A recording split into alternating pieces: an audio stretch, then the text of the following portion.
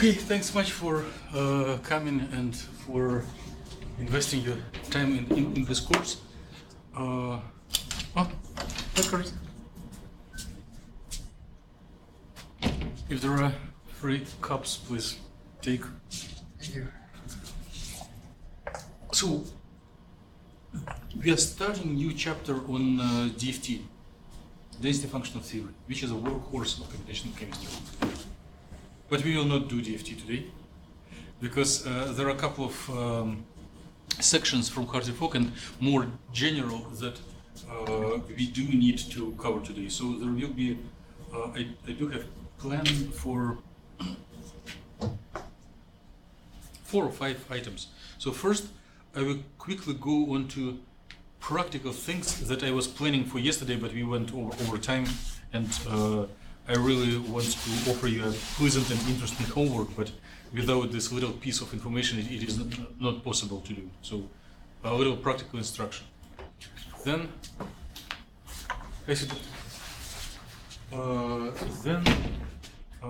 we will go over refresher of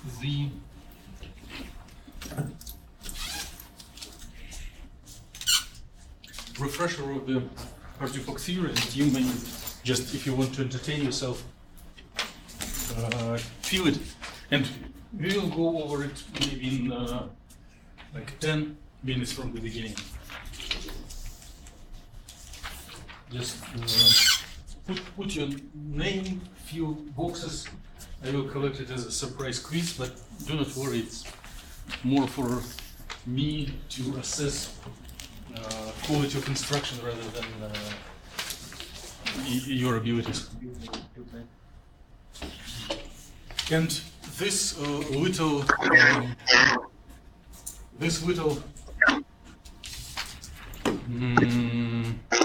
flow chart is important, first, so that you will remember what we did with Hardy-Fock, and second, it will be very, very similar procedure for density functional theory. They have a lot of similarities, so it will be not a waste of time. So first, practical things towards homework. Second, little refresher of DFT, and specifically focus on the observables. Observables in a narrow sense, like favorite observable of Mead is ionization energy, right? You all did it in the previous homework. You have an idea where to take it, but we will cover it with a little more detail from theoretical side. So first, practical on WASP. Second, observables in Hardy-Fock and generally. Also, I'll briefly cover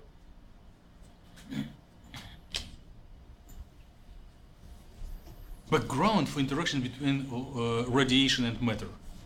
And I will give one formula, well, I will chew it for like 7 slides, but it will be one basic formula that we will use later for optical properties that we will cover later in the course after we finish DFT. So it is fundamentals. And then, after we are done with simple observables like ionization and absorption, we need to cover the so-called Bloch theorem, which is fundamental for solid state. It will be a little bit more rigor to the thing that we discussed yesterday in the lab with periodic boxes and leaving a little vacuum, and how wave functions will look like.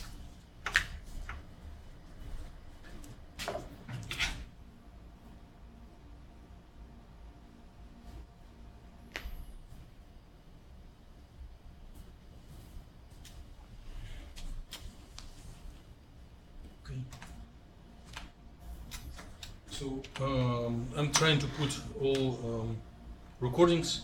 So here are, just if you ever need them, the yesterday lab, and here are your presentations. Okay, so a little bit on. No? Yes. A little bit on the practical thing. So majority of the group here were attending free entertainment for the last 2 hours, right?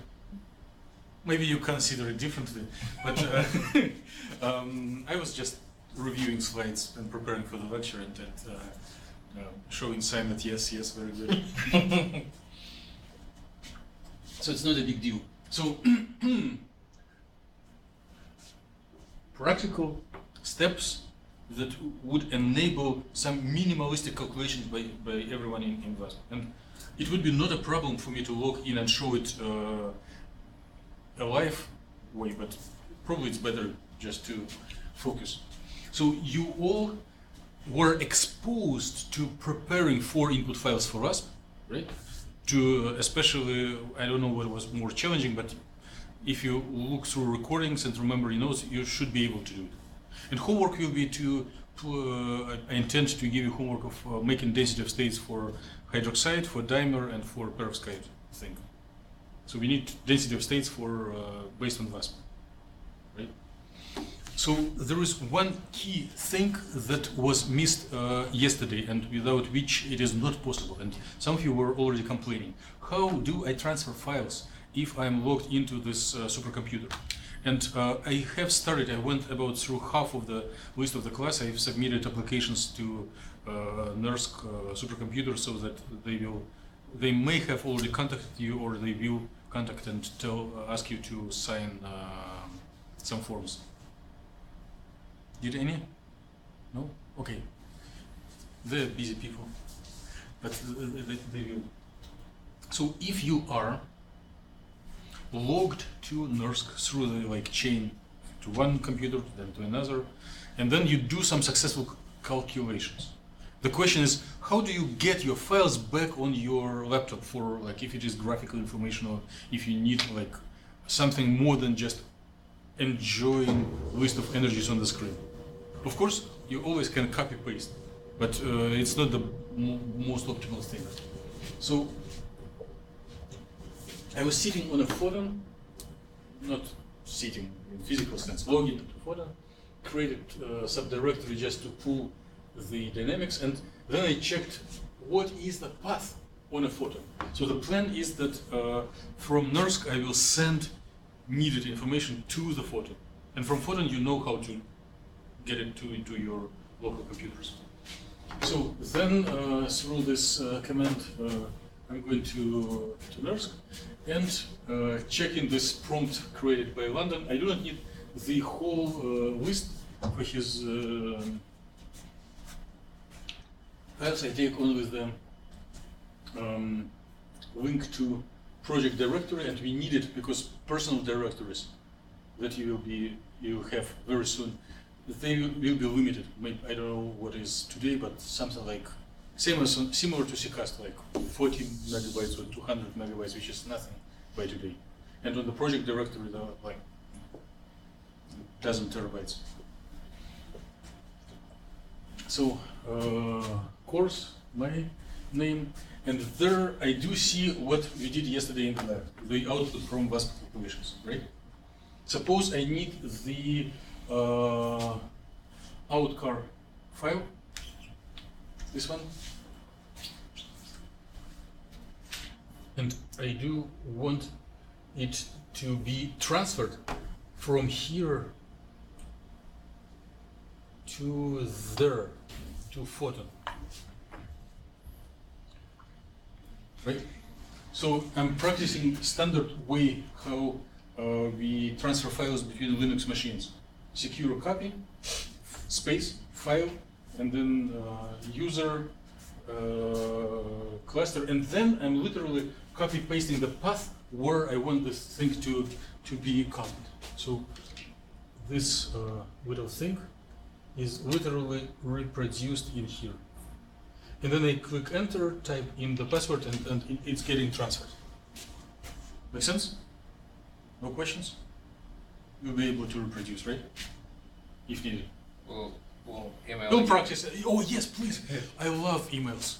Especially if they are about this stuff, I will try my best answering them in the middle of the night or like at 6 a.m. If it will be something like demanding scholarship, I will pretend that I ignored them. Okay, now favorite table of Queenie and Kevin. You had a discussion on Tuesday evening, right? So if you scroll through outcar, you will see this list of orbitals, some of which are occupied, some of which are unoccupied. For those of you who love secret commands of Linux, not secret, but just the list of orbitals start with declaration of Fermi energy, and if you type grep and then list minus after 40 lines, it will just show what is after, instead of browsing through the whole thing. So, before we go to preparing density of states, we do need a couple of pieces of information to normalize it, and the previous script with Gaussian automatically pulls it, and here it is a little more stick shift mode. So first, how to get number of orbitals? What is the number of last orbitals here? NBA doesn't stand for National Basketball Association, it's number of bands. And grep means extract line that includes this word out of this file. So you do not see because of this box, but you'll see the notes. It will tell number of bands equals 30. Same as here. Just if you do not want to browse through file and invest your visual skills on boring numbers, better reserving them for movies or whatever. Another thing you may create, it is optional. I will tell you when to wake up and focus, very concentrated. This is just a little simplification. You can create a file named input overlap and put their first orbital, last orbital, and then just number one. So then, if you were not lazy to create such file, there is a little script, extract energy pop, that will go through the outcar and extract the list of orbitals that you need to plot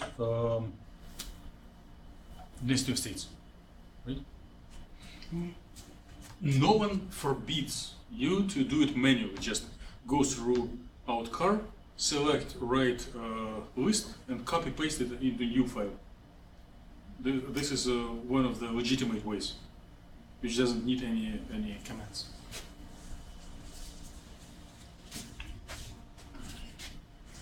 So I run it.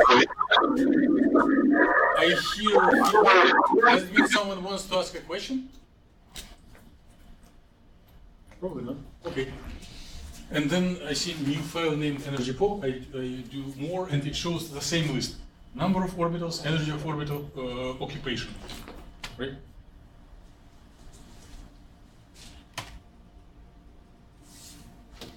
Then, just because of the style of the, we have advancer and, oh, jeez.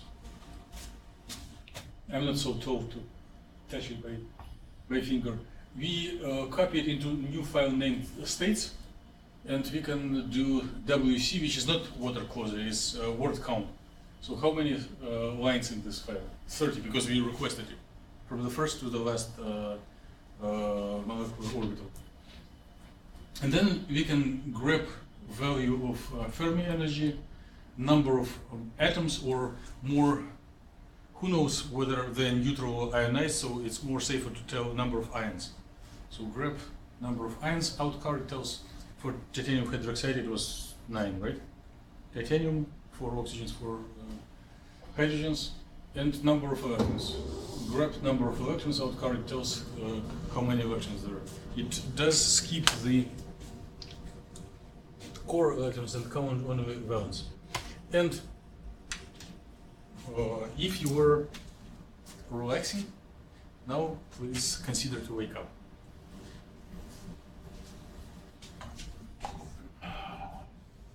So in the directory where you do have healthy wavecar or healthy outcar, you type this, you execute this command.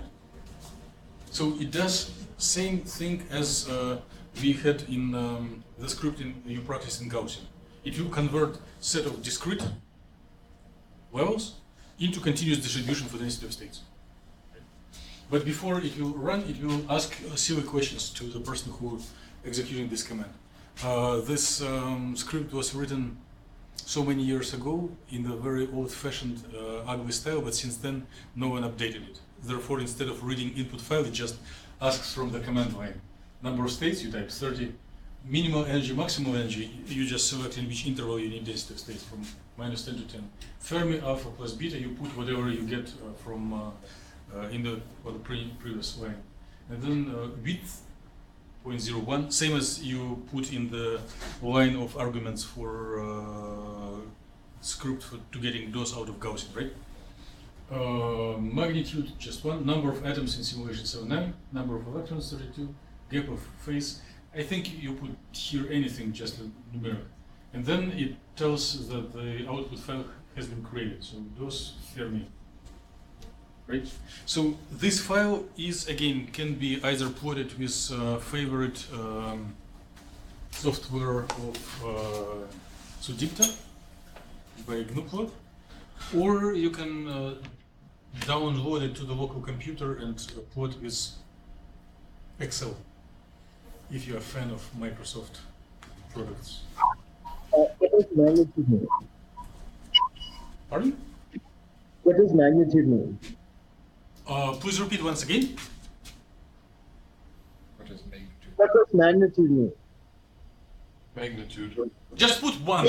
Put one. It is a scaling factor that will make your density of states higher or lower.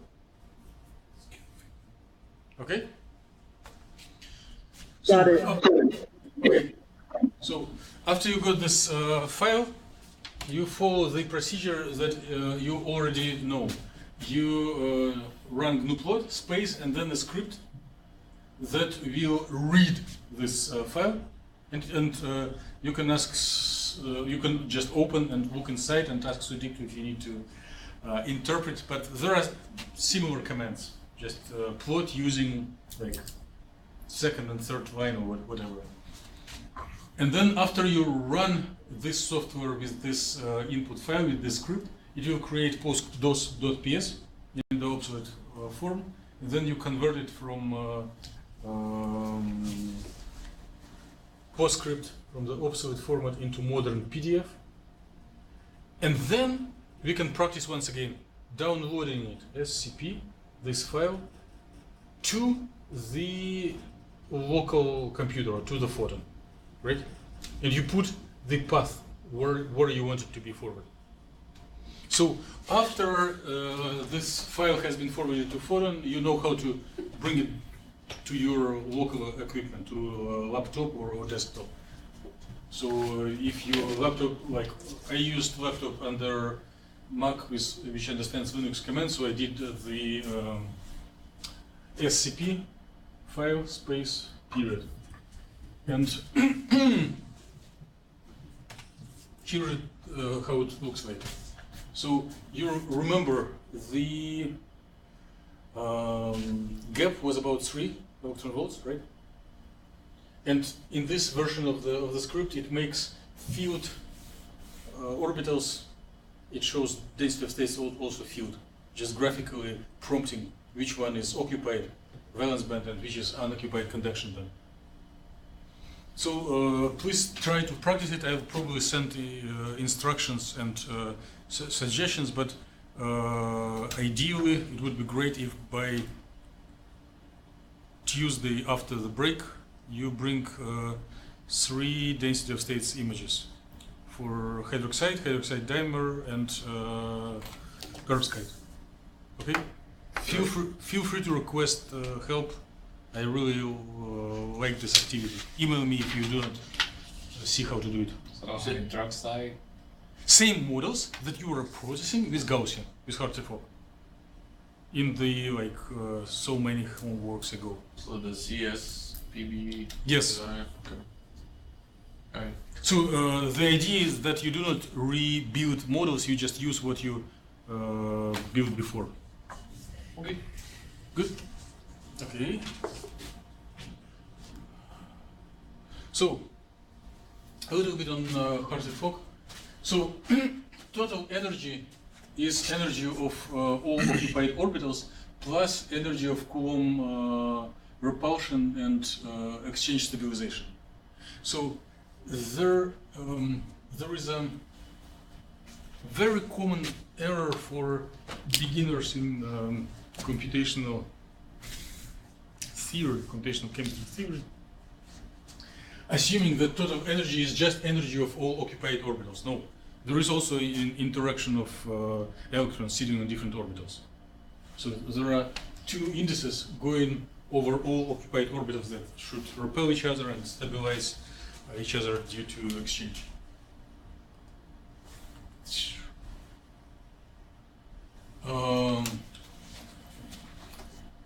Did anyone play Mafia? The game? The game? No, but I know it. No? At least you know what is it. A dozen people is a good number to play it, so we can play it instead of a class. Yeah. It's some previous like graduate students who are a few years before, they were playing even with faculty. I don't remember why. Oh, here's why. In this game, by rules, you tell like city fall asleep, and everyone except Mafia closes eye.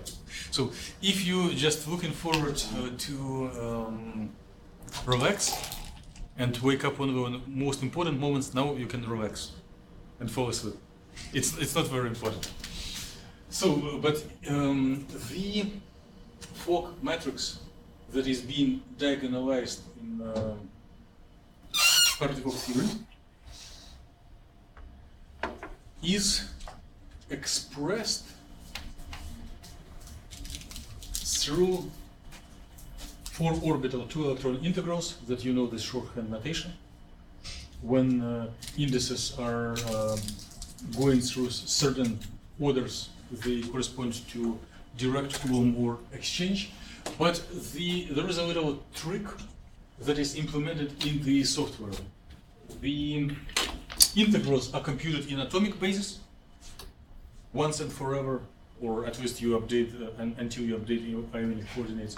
And then distributions of atomic coordinates of expansion coefficients in front of atomic orbitals are stored in molecular orbitals, right?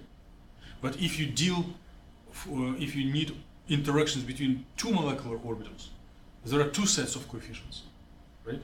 And when you multiply these two sets of coefficients in a dyadic form, dyadic is opposite to scalar product. Like if you do scalar product, you get number. If you do dyadic product, you get matrix out of vector. There is this density matrix that is composed of the products of the expansion coefficients of molecular orbitals in basis of atomic orbital. So if you are talking to a person who deals with Hartree-Fock theory, he or she uses the word density matrix in respect to this thing. All other researchers understand different thing under density matrix. So it's rather narrow, and just in case if you ever need it.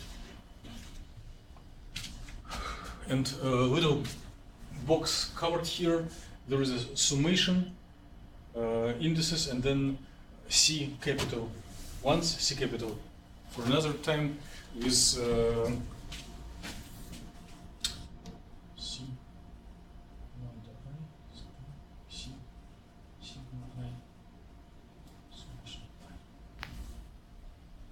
going over all orbitals and product of the expansion coefficients. So, a little refresher. What is going on in Hartree-Fock theory? You're probably tired and you're writing it anyway, right? So, if anyone volunteers to write it down, feel free to come up. But you're not in kindergarten and I'm not in the mood to invite you. Maybe next time when we will be doing DFT, prepare.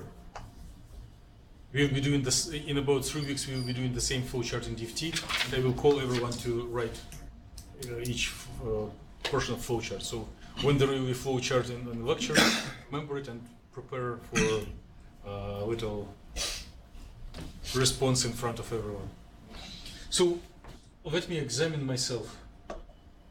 So what do we need? Well, we need that tolerance, like total energy at step I plus 1 minus total energy at step I is smaller than some tolerance limit, and then you report total energy. We start, I don't know, from position of ions, number of electrons, and I think we also, in order to start Hartree-Fock calculations, one needs to generate set of molecular orbitals or expansion coefficients. Orbital number I, ion I capital, and alpha for all atomic orbitals. Maybe different. So we need a trial wave function. Trial wave function. And then in these boxes, we should distribute the procedures that lead us to total energy. So total energy is 1 electron energy, like Hamiltonian, plus this summation with 2 indices, I, J lowercase, that was on the previous slides, right? So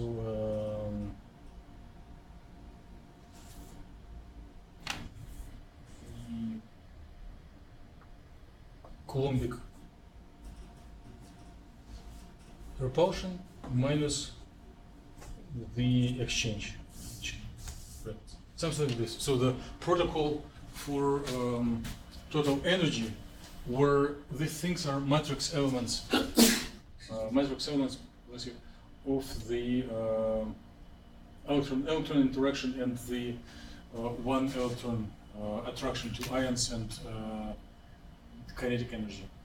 So in order to do so, we need to, those are matrix elements. Matrix elements.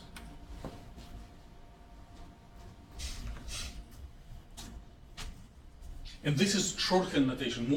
More generally, this all is expectation value of multi-electron Hamiltonian as a bracket of the Slater determinant on the left and right. So in between, one needs to form Slater determinant. And here one needs to find determinant of the Fock matrix.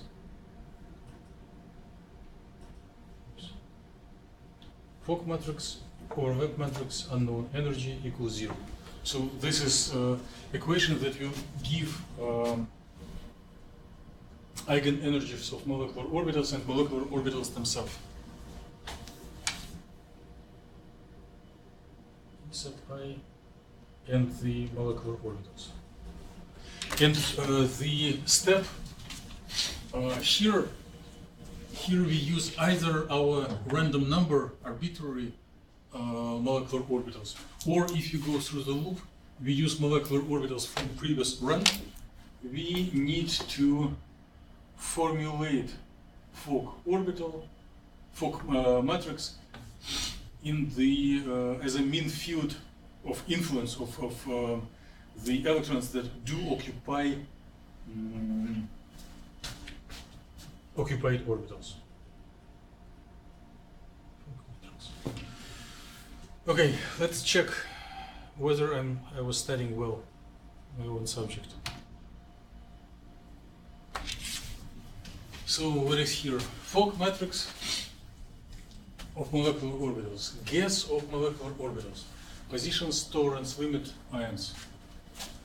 This is good.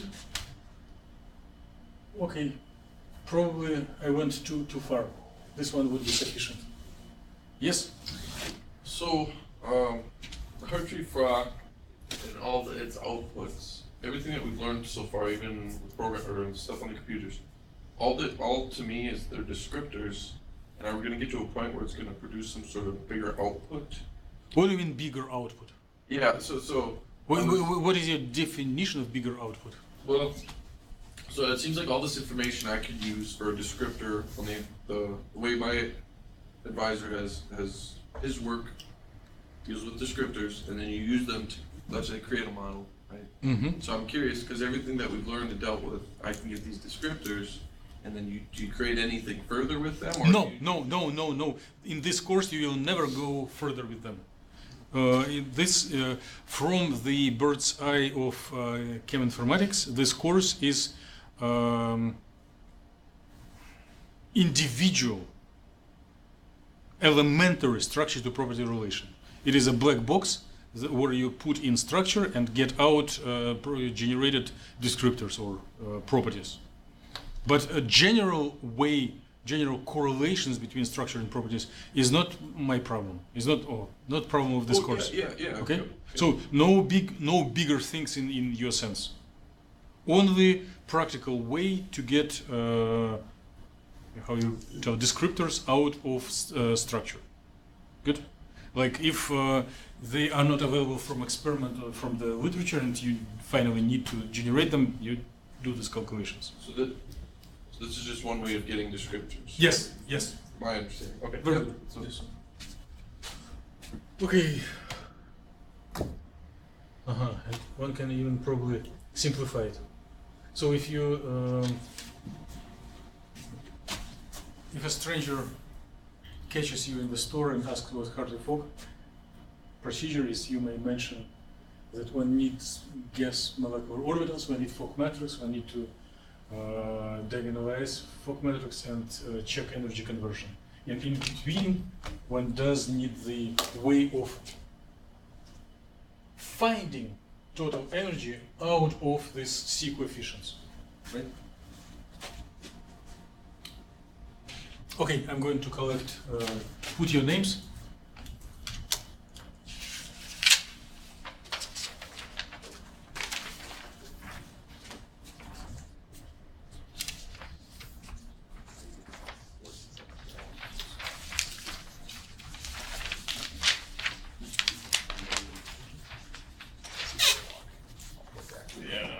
maybe it was easier for you. It's much. That's his. I see the name.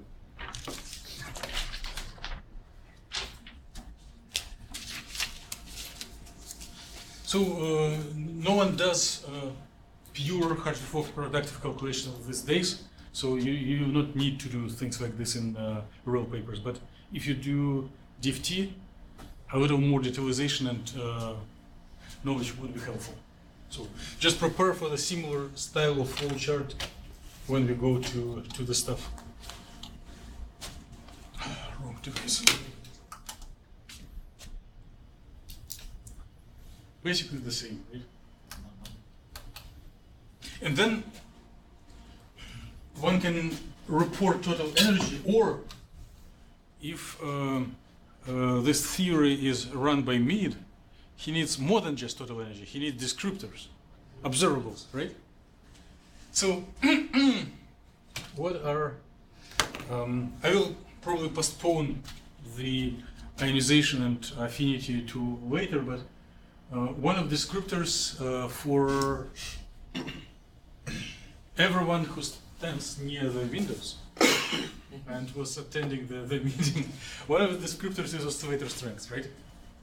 And oscillator strength is a way to characterize ability of specific piece of matter to interact with electromagnetic radiation, right? So electromagnetic radiation is like infinite wave of electric field strength E, this red stuff, and magnetic field B, this blue stuff, that oscillate in space and in time and propagates.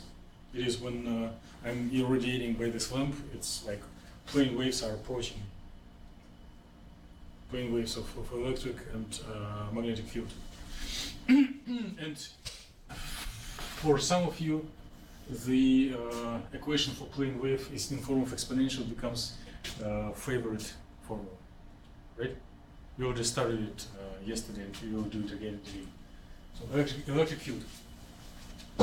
Now, if we do have a molecule, a polymer, some piece of matter, then, and we forget magnetic field because it is boring, the electric field will affect on all electrons, which are charges, and nucleus, which are also charges, and may do something to a molecule, right?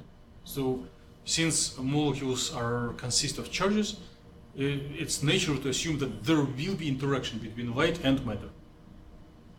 Okay? Catch me if you can in lack of logic. So, it's not the whole thing, but in the simplest approximation, Hamiltonian, and like if we do theoretical science, we need always to speak about Hamiltonian, which is operator of energy. So, energy of interaction between light and matter is H0, which is Hamiltonian of molecule itself, minus dipole term. So dipole times electric field. And you know what dipoles are, right?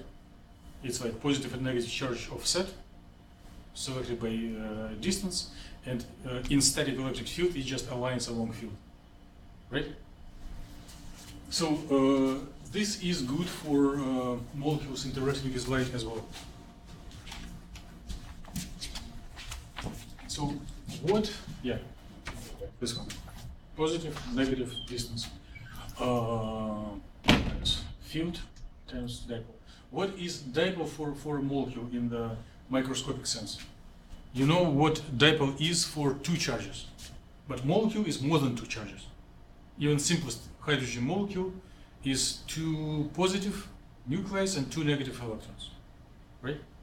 Each of them has charges, and each of them can be specified by positions. So this fat symbol means there is a vector above. Some lazy people, Nathan, close your ears. So, assume that you close. Some lazy people from physics like to skip vector sign and put fat symbols instead of vectors. So you same as here. So positive with charge number in front of vector, make vector summation of all positive, minus vector summation of all negative. So it is a dipole corresponding to a molecule, right? Dipole operator. Of course, now it is operator if it is true molecule with these orbitals. It will be like closed distribution, but one can always find expectation value of this operator. So it is what one should put into Hamiltonian. And do not fall asleep. It is needed for descriptors.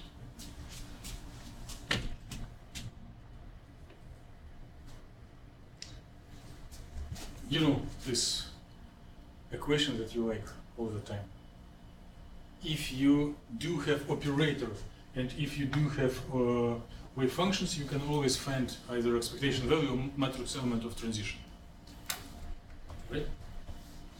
So let's assume that we do have occupied orbital, let's say number 2, and unoccupied orbital, let's say number 3. For each orbital there is a like wave function. Well, there is wave function of overall system before and after excitation. And due to interaction with light, I'm skipping important details. So, what happens if you shine light on sensitive people, sensitive molecules? They get energized. They absorb energy. Right? They're getting excited. Excited. So exciting means electrons are getting promoted from occupied orbitals to unoccupied. Good?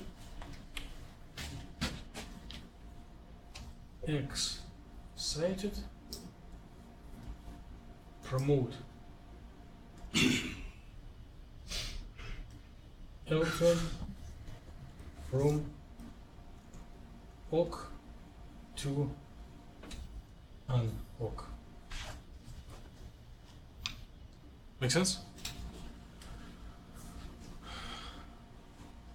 And one may formulate wave function of the multi-electron wave function of overall molecule before and after this promotion happens. So in order to assess whether this transition is possible, one does need, one may want to put Hamiltonian of light to matter interaction in between initial and final and see whether it is something substantial or zero, right? So it will be descriptor of ability of a molecule to absorb light. As a big secret specifically to meet, I will say that oscillator strength is a square of this matrix element. Oscillator strength is Square of this matrix element.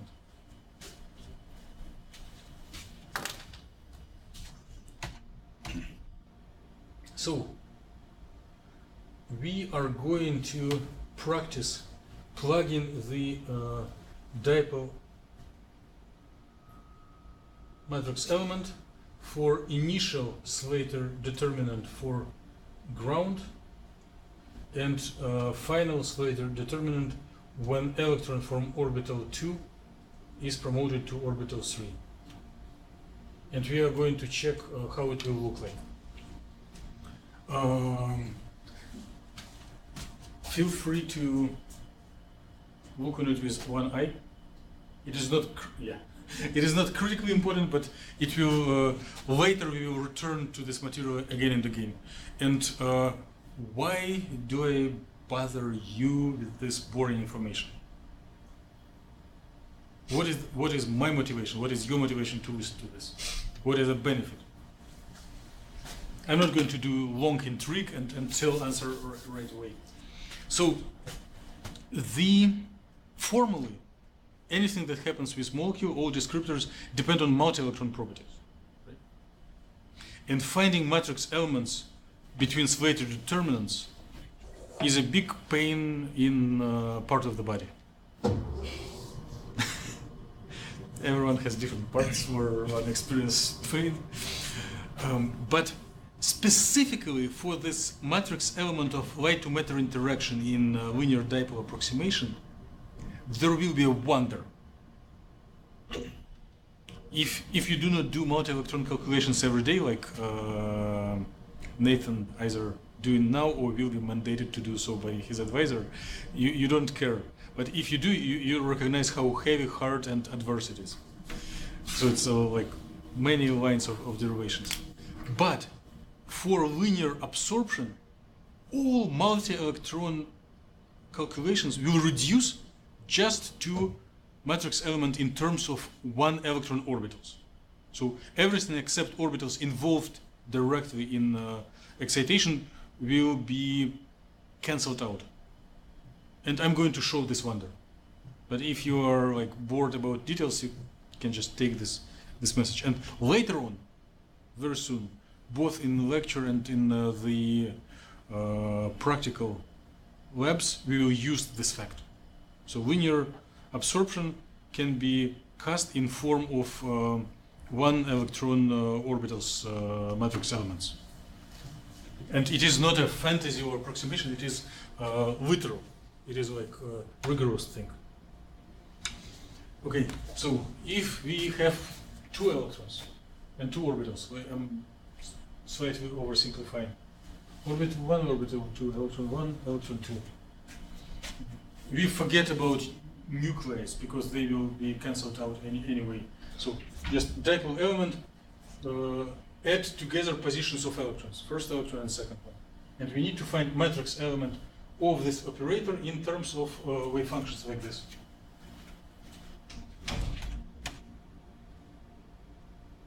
If we do excite, and we are doing Hartley products instead of Slater determinants, but if with Slater determinants results will be the same. I just respect my own laziness and your time. So Hartley product. If it is excited state, when electron number 2 was promoted from orbital number 2 to orbital number 3, then in this Hartley product, first electron resides in the orbital number 1, but second electron will jump to electron number 3.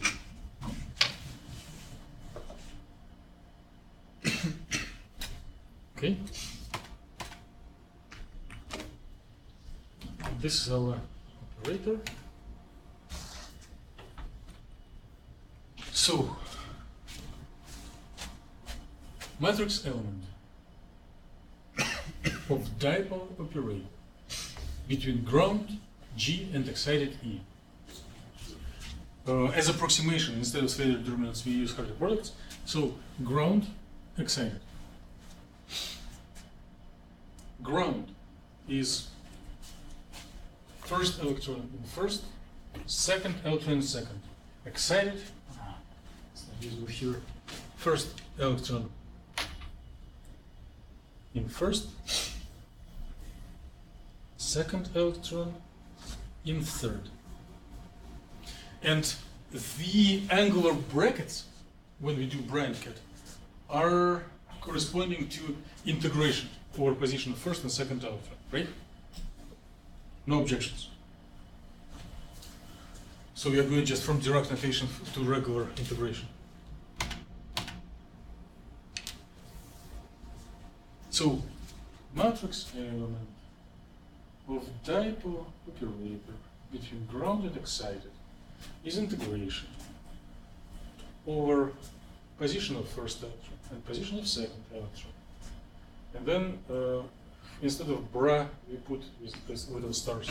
First electron in first orbital, second electron in second orbital. Here we just rewrite or reduce the operator.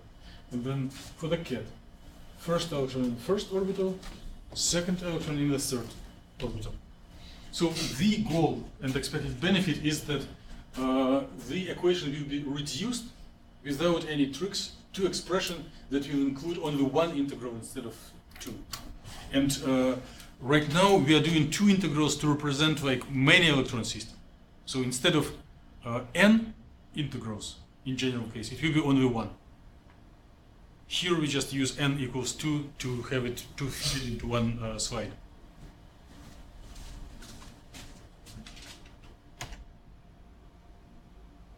Okay. So, which question would I ask to Mary if she would be here? Well, to all of you, but which question is natural to ask right now? So, we have product of three factors. First factor bra, last factor cat, and inside there is operator that consists of two terms. 1 times summation of two terms times another factor. What will be the number of terms in the result? 1 times 2 times 1. Right? So first term when we will keep only R1, second one when we will keep only R2. But the rest of expression will stay the same, both integrals, right? And if we would have wait, 10 or 100 electrons, it will be 10 or 100 terms. And we all believe that we are using good orbitals, which are orthogonal. So with R1, it will be first electron, first orbital, second orbital, second orbital, first and first, second and third, integration over R1. And for and second term will be the same, but here will be R2, position of the second electron. Okay? Two terms. One for position of first electron, second for position of second electron.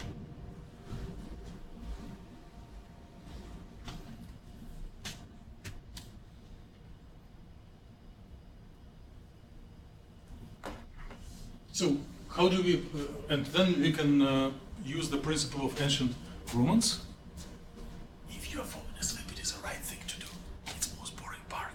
I will speak not loud. So principle of ancient Romans, divide and conquer. So you divide this expression on two terms and process one by one. So here we have integration over position of first electron. So it means it will affect this one, and this one, right? And then we take integration over position of second electron. It will affect this part and this one. So we can rearrange the factors here. For example, we can pull everything that depends on R1 into here, into there, and into there, right? And everything that depends on R2 can be moved here and there. Those who are watching, do you follow the, is logical, right? Because, good. So the integration over R2 doesn't affect functions on R1. And then we will have product of two integrals over R1 and over R2. The integral over R1 will include three factors, right? Two wave functions and one operator, two orbitals and one operator. The second one will include only two factors, two orbitals, right? And similar thing will be for the second part. Now, I am looking only on the first. No? Here on the second. Okay, I can look at the second term. First in the first, second in the second, first in the first, second in the third. Integration over R2. Split on two products. First, product here, things that depend on R1 will be first in the first. And here from this side, we see once again, first in the first. Right? You do see. Star, no star. So according to normalization, orthonormality, it will be 1. And we get rid of this integral. And if it will be more than two independent electrons, they also will get rid due to orthogonality. And the second term has a product of second electron in second orbital, position of electron 2, and then second electron in third orbital, right? So integration over position of second electron. So first term disappears, and this one is something that those who took introductory quantum theory, where all problems are considered only for one electron in different potentials, it will be most appetizing and favorite thing. So you have just one electron orbital, another one electron orbital, and position operator between them, right? So in order to describe multi-electron excitation processes, we just need to find matrix element of position operator in basis of molecular orbitals. which is so much simple compared to from where we started, from many electron multiple degrees of freedom, impossible for modern computers. But here, this is something really easy. That one doesn't need. If you have molecular orbitals, this procedure can be done on a laptop or even on a cell phone, right? But it is, in some sense, rigorous, right? We didn't neglect any multi-electron properties. Once again, two terms, first and second, for first and second electron. In each of them, the product of orbitals will be processed based on orthogonality, and note that in one term it become one, in another it will be just cancel, and another term will be just a matrix element of the position operator between two orbitals, which are involved in event of optical absorption. So this is needed to find descriptor of this transition dipole matrix element.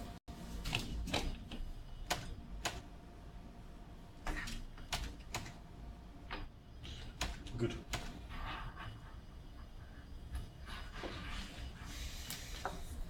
And here's the same thing, just in Dirac notation. From ground to excited equals just matrix element of position between three orbitals.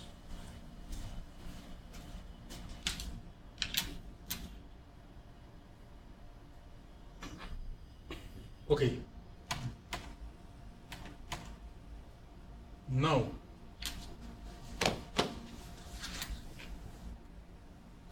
do you recognize this little image? Does it remind you anything from our meeting yesterday in the lab? Yes. So we do have model, and just as an example, I put model that consists of two atoms, but we can, of course, much bigger. And then there is a concept of periodicity, which means that if it is a solid, then the same pattern of atoms is reproduced in the next box, and in the next box, and in the next box. So boxes are offset from each other by lattice vector. You can call them by letter A, right? And this periodicity may happen in all three directions, X, Y, and Z. So position of ion 1, ion 2. And then in the, okay, if you're deciding to sleep or not to sleep, now it is time not to sleep. So if we do have next image of the unit cell, then those atoms for which Cartesian positions were R1 and R2, here will be vector addition, R1 plus A vector, R2 plus A vector. Translation. Each atom translated by A. If it will be next replica, it will be R1 plus 2A, R2 plus 2A. Okay? Translation.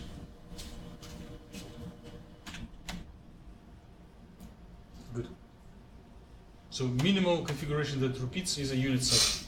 If the configuration is repeated, then potential how electrons are attracted by nucleus will be repeated by the same pattern. So if you shift position in space by n times of the lattice vector, you get the same interaction with nucleus. Okay? So shifting from one unit cell to another one doesn't change attraction of electrons to nucleus. So suppose that we have maybe unit cell with one atom, and then we do have it shifted by 1, 2, and 3. So the red thing would correspond to the potential. Suppose that we solve equations in our head, or if you have powerful computers that solve everything for us, how would the electronic wave function look like? You if the so potentials will be attractive near the ion and like zero in between. If ions are close enough to each other, one may expect that there will be some portion of electronic wave function at each atom, right? It's not a big surprise, not a big approximation. And the question is, since all atoms in each replica, in each image of the unit cell are identical, have the atoms of the same element, will be there any difference between portion of electronic wave function localized on one and another atom? Will they be also identical or slightly different? So what is opinion of Sudipta? It should be the same. Huh? It should be the same. Should be the same? Identical. Identical. Any other opinion? Anyone signed up or took in the past solid state physics? Okay. If you are going to deal with nanostructures, you may want to sign up for this course when it is offered. So, Ben and Gage are not here, but they were. I saw them taking introductory quantum theory. So, when you are translating, when you consider wave function at different points of space, there is a natural property of wave function. In addition to change of its like absolute value, it always accumulates phase, right? So if a wave packet is moving, it accumulates as phase. If even static plane wave, it is just pure accumulation of phase, right? This expression of e to the power I kx is accumulation of phase that we were drawing as a spiral. So the idea that is referred to Felix Bloch and named as a theorem after him is that these little portions of the wave function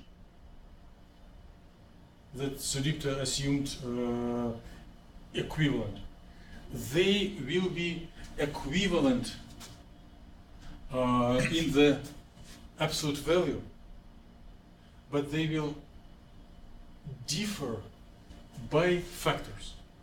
So each time as you go from unit cell to unit cell, it will accumulate additional phase, which means it will, if you plot charge density or probability, it will be the same, but it will be different phase. It will kind of rotate in okay? And the theorem by Felix Bloch is that the wave function at unit cell number n at position r plus n times lattice vector will be the same as in the source unit cell times exponential with some momentum times offset in space, number of unit cells and lattice vector. So the further the replica is, the larger phase accumulation is.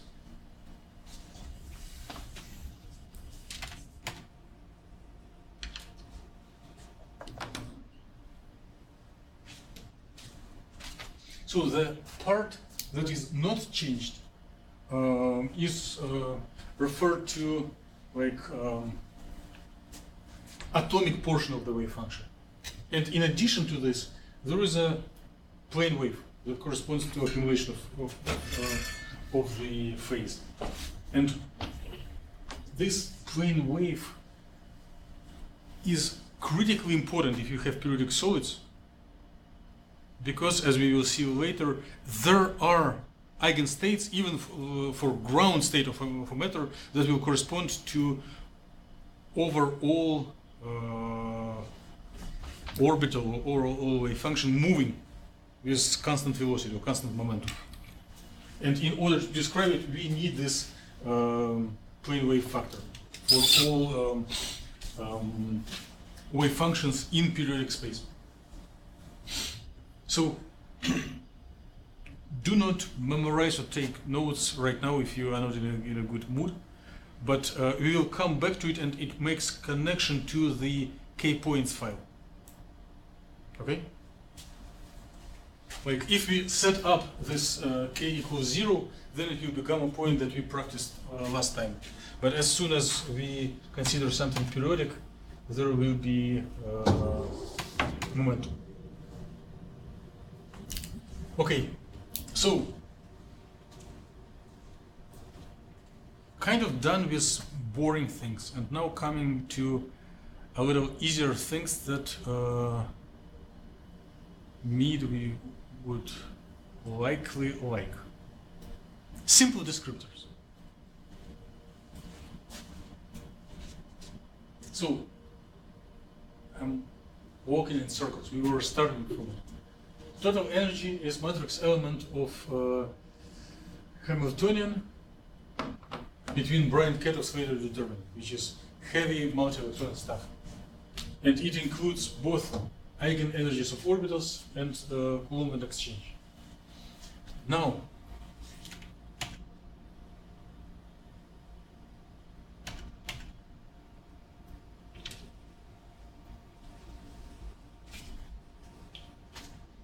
let's assume I will be getting crazy on next few slides.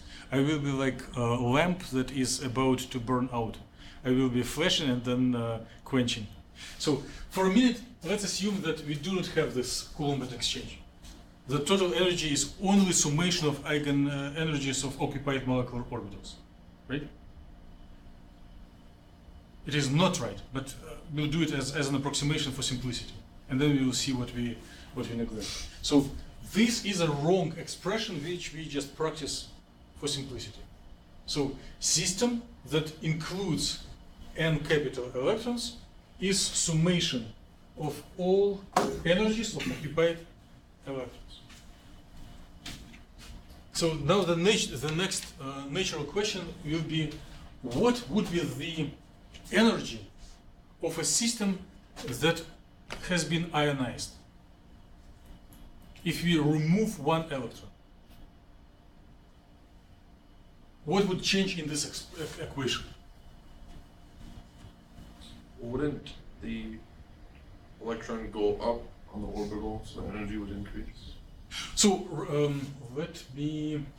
I think it will be shown in a few slides, but like if you do have orbitals and there are electrons,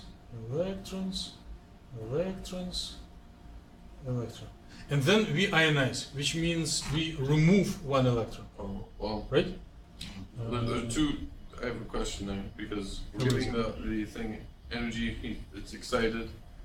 I thought we said it would go up to the next orbital. No. There are different things. Okay. There.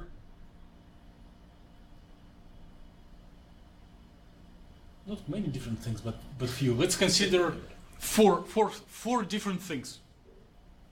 I'll try to not get to more than four. So, 4 electronic configurations of the same molecule, same system. First, ground state neutral. Number of electrons is equal to charge of the nuclei.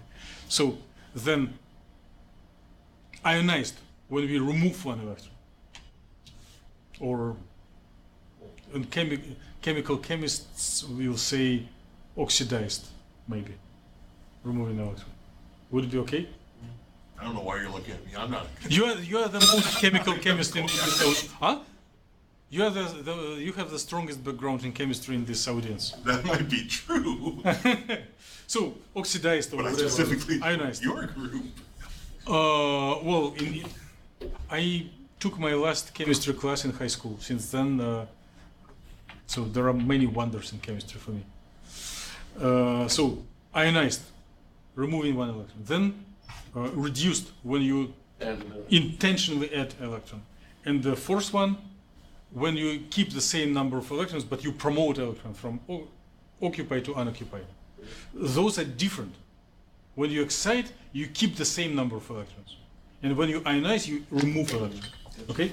So what will be the energy if you remove an electron? How would this formula change? It would go down. One's It reduced. will go down, but sure. But what should we do to this equation?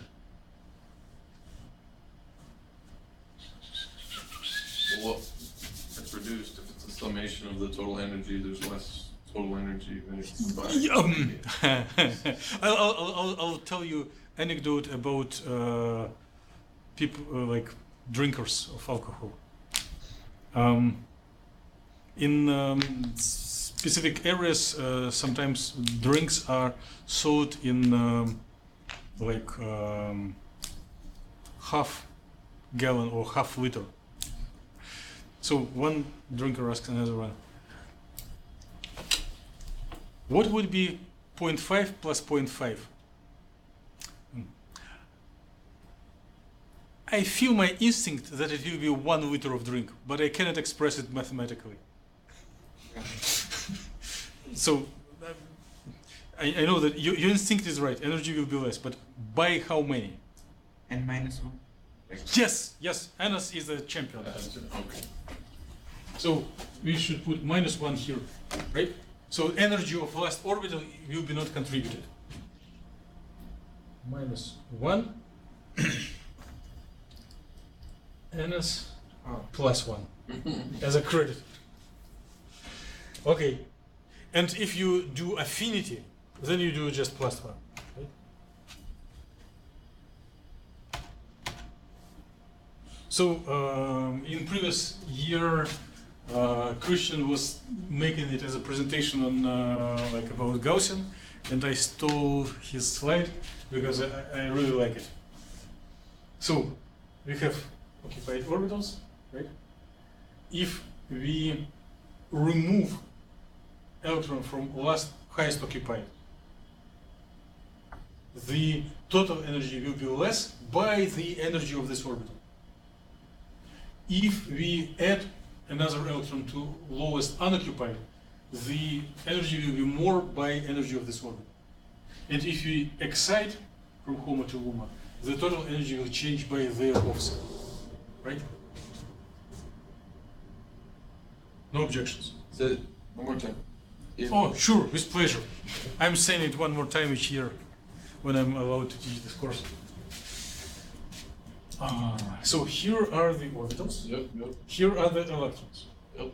If we ionize, if you remove an electron, total energy will be less by the energy of this orbital, because we remove electron from there. Yep.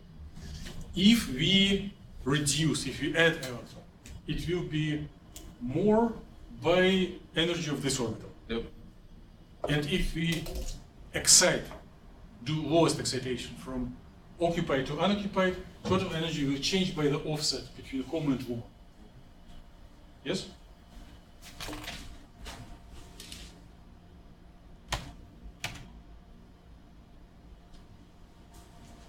So for neutral, you have 2 electrons on HOMO. For singly ionized, you have 1 electron on HOMO. You remove it and take its energy away. If you have reduced, you put electron here, so you add energy of LUMA. Right? So 3 configurations. Neutral. How can we tell if it is singly ionized?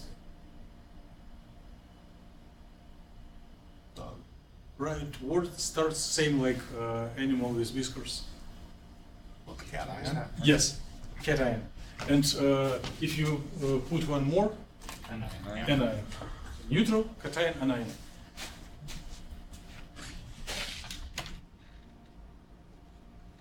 So in your top portion of your summation, you have n electron, it's credit of Ns. If you have cation, it will be n-1.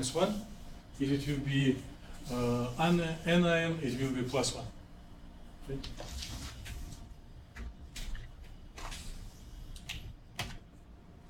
And here, if you still do not believe me, here is deadly convincing proof.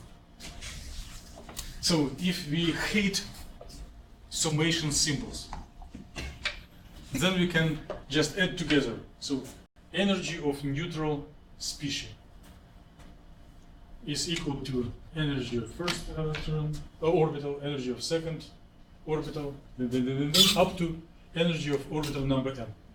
Right? If it is cation, then at this position we have 0, and we end our summation at n minus 1. If you have an anion, then at the next position we have energy of orbital n plus 1. So the formal definition of energy of ionization that one should practice any time is possible and without any approximations is to subtract total energy of the cation minus total energy of neutral. So subtract this one minus this one. Then this one cancel, this one cancel, this one cancel, this one doesn't cancel. And it comes with negative E sub n, right? So if you do neglect direct Coulomb and exchange, then energy of ionization is equal to energy of HOMO. If you do see, if you compute ionization energy once literally by definition, and another time just by assessing energy of HOMO, and you see they are in discrepancy, you approximately see the level how much multi-electronic effects are important for this molecule, right? Same if you need energy of ionization. You subtract energy of anion minus energy of neutral. And then there are blue lines to cancel. This cancel, this cancel, this cancel, this cancel, this stays. So energy of orbital n plus 1 will be electron affinity, EA. IE, ionization energy, EA, electron affinity. Probably it will be homework in in 3 weeks to do all this stuff for all your molecules. Good. I think it should be enough, right? Thank you for your patience. Thank you for your appreciation. I still have more questions. Please, please. I don't, it's specifically to what I was asked you earlier, so after class. Okay, so everyone is free to depart. Have a pleasant break. I hope the homework will make it more pleasant. And looking forward to see you on Tuesday after the break to see both you and the homeworks.